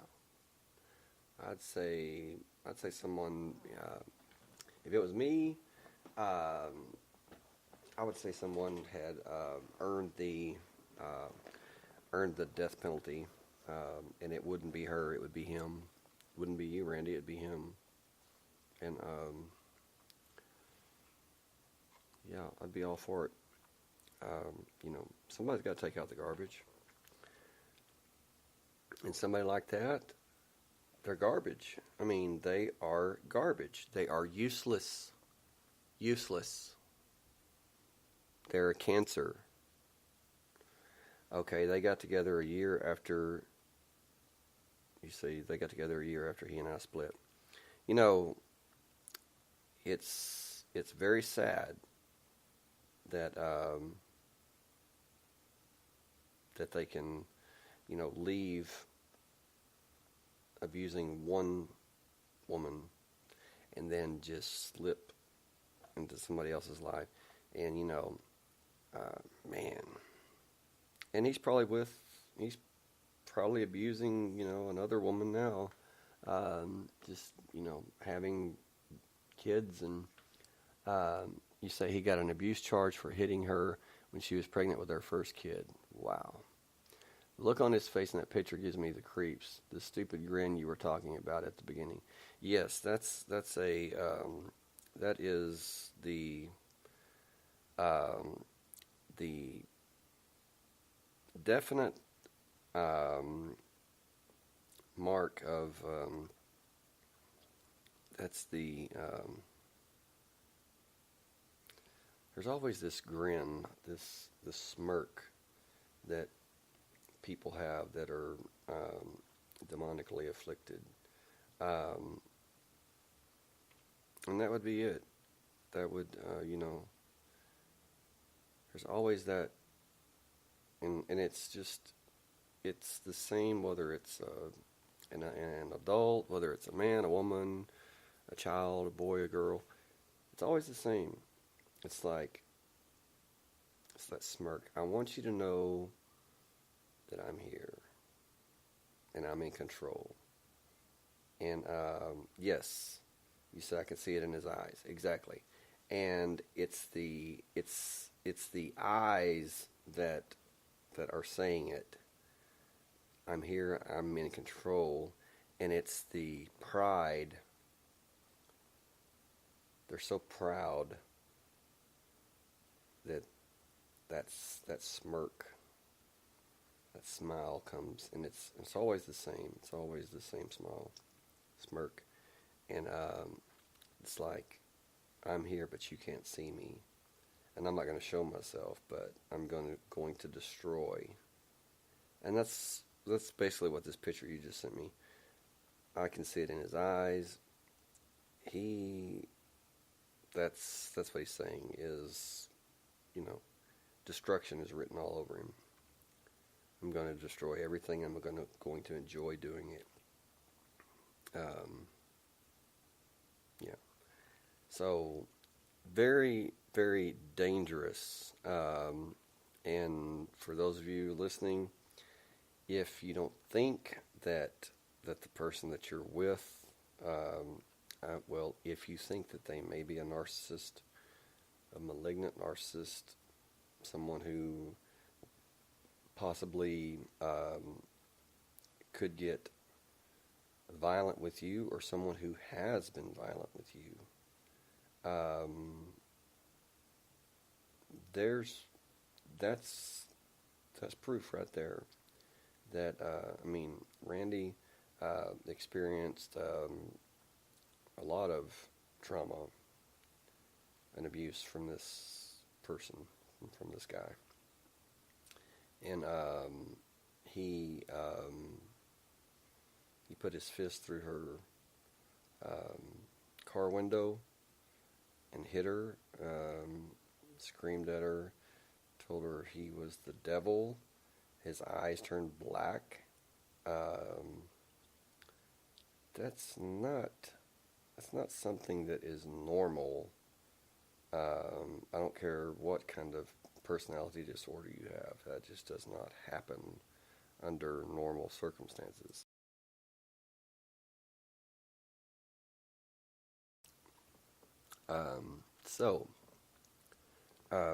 I think that that people need to. I think it'd be good for people to reevaluate what mental illness is exactly, what these personality disorders are exactly. Because if you ask me, it is, they can't explain it, but they say it's just, there's no cure for it, there's no treatment for it, but it's a personality disorder. Why don't you just say, we don't know what it is, but it is, there's no cure for it because it's not a human condition. How's that? Shock? Yes, that's pretty shocking. I mean, if it was a human condition, if it was a physical human condition, then, it could be, people could go through psychoanalysis, they could at least improve. You may not be able to be cured, but they could improve. But psychologists, psychiatrists, counselors, all over, they say no, there's no hope. They're not able, they're incapable of getting better. They're incapable of improving. Why is that? Because it is not a human condition. It is not a physical problem. It's a spiritual problem. And like I said, call me calloused, whatever. I don't consider them human. When you have someone who is without conscience, cruel, abusive, no, they're not human in my eyes. I don't consider them human, and I have no mercy on them, because they're not going to have mercy on me. They don't have mercy on me. They don't have mercy on you. And what they count on is they count on you having mercy on them. Because it's your nature. And you can look at this as good against evil. You can look at it however you want to. But that's the truth. That's what they count on. They count on you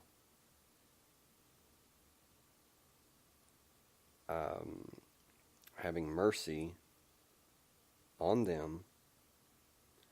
And that grin is because they don't have any mercy on you.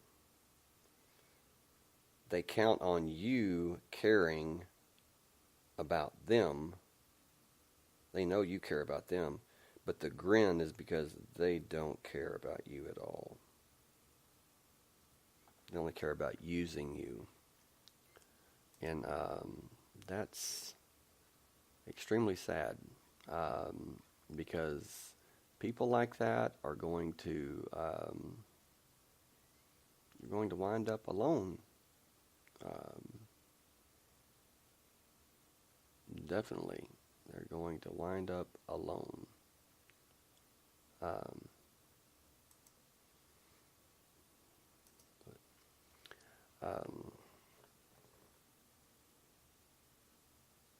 Very,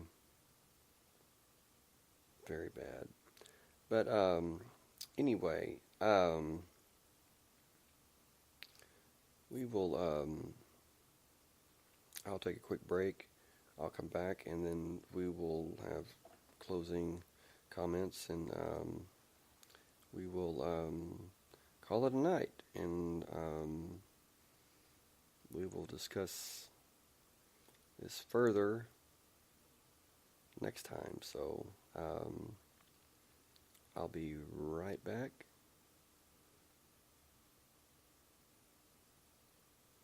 I told you I'm not yours anymore. No, I'm not yours. So why you trying to hold on when I'm not there for you? Wanna take a different lane, wanna play my own game, and I don't need you here, so won't you let me go? Wanna take this ball and chain that you have put on me and throw it out the window. I think that you should let go, 'cause you know this is not meant to be. Let go. Maybe I should have known that you are not the right one for me. Let go.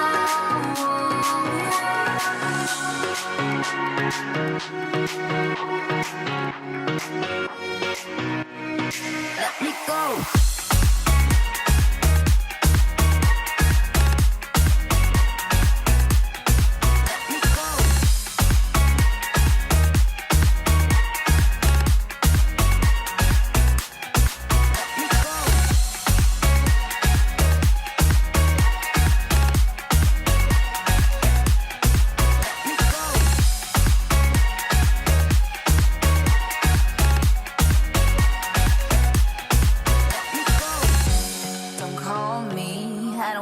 Talk to you, I'm better off not talking to you.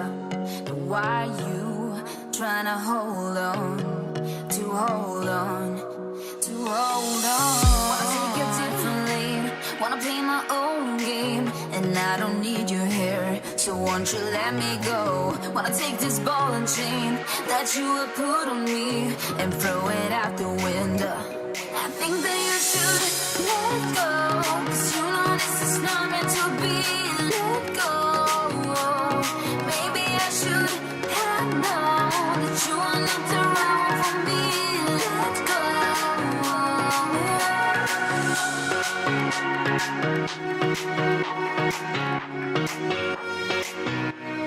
Let me go.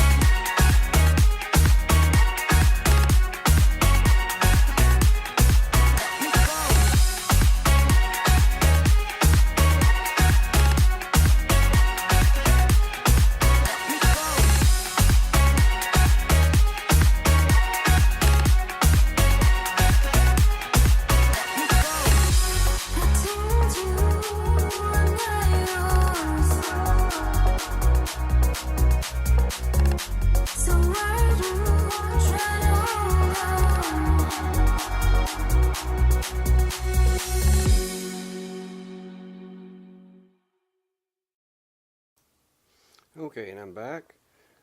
Anyway, Randy, thank you for sharing that what you sent to me and I read. That's very, very telling, very unsettling.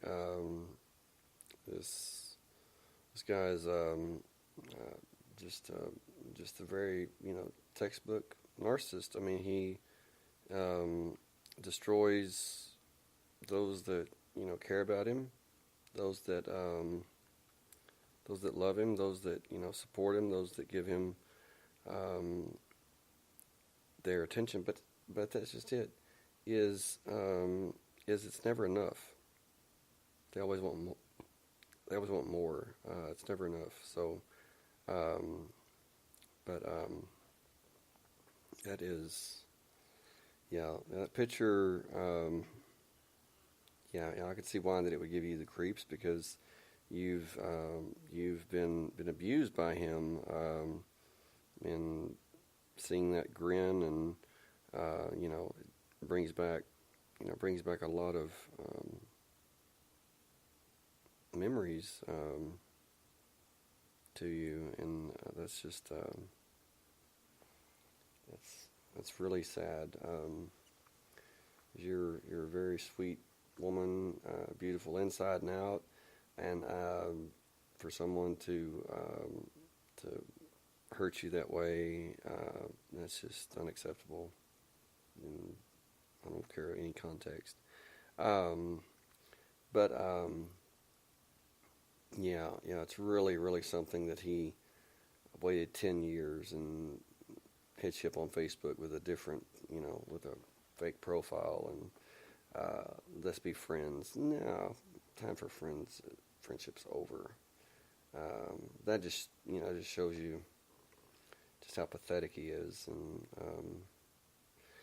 but anyway, well, I believe I'm going to call it a night here from Texas. I appreciate everybody that took part.